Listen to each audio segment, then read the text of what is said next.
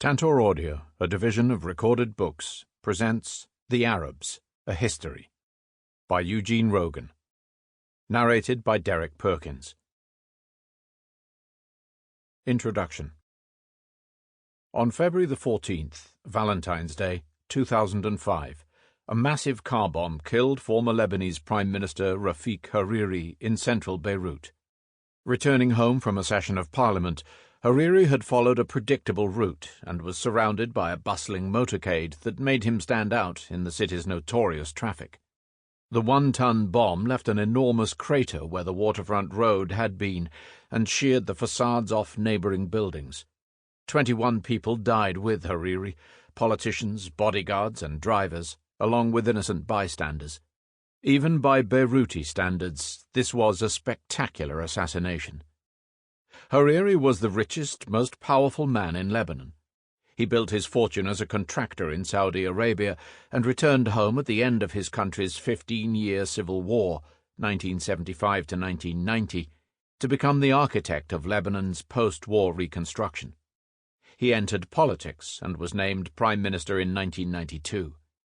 He served 10 of his remaining 13 years at the head of Lebanon's government. Hariri's landmark project as Prime Minister was the reconstruction scheme for downtown Beirut. The revitalized central business district, he argued, would drive the economic regeneration of this once thriving commercial center. The plan was controversial, and Hariri's blithe indifference to conflicts of interest between his role as contractor-in-chief and head of government gave rise to well-founded accusations of corruption. Yet many Lebanese saw Hariri as their country's only hope. He bankrolled much of the Lebanese government's expenses from his personal wealth. He gave foreign investors, particularly wealthy Lebanese expatriates and Saudi royals, confidence to place their money in the shaky Lebanese economy. And from the rubble of civil war Beirut, an elegant city with modern infrastructure was beginning to emerge.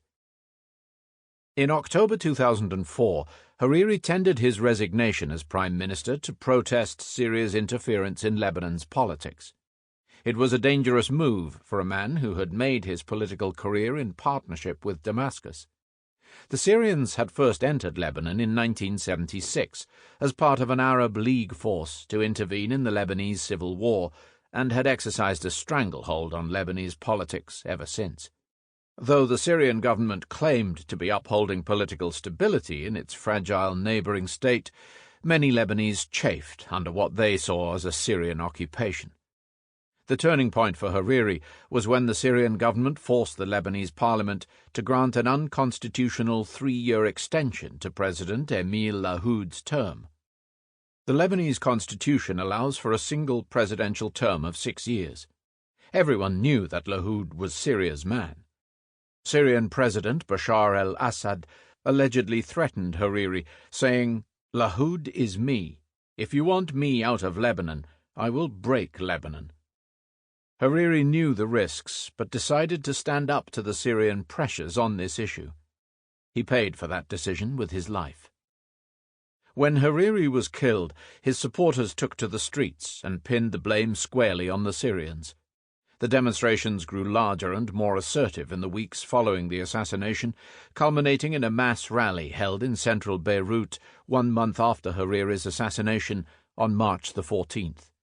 1 million Lebanese, 1/4 of the country's total population, converged on central Beirut to demand their independence from Syria.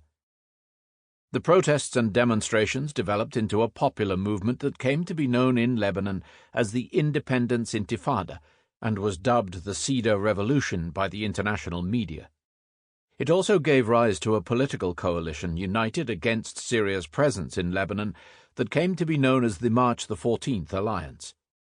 Domestic and international opposition grew so intense in the aftermath of Hariri's assassination that Syria was forced to withdraw its 14,000 soldiers and all intelligence officers from Lebanese soil. The last Syrian troops left Lebanon on April 26, 2005. The Lebanese believed themselves on the threshold of a new age of independence and national cohesion. Even after its last troops had withdrawn, Sample complete.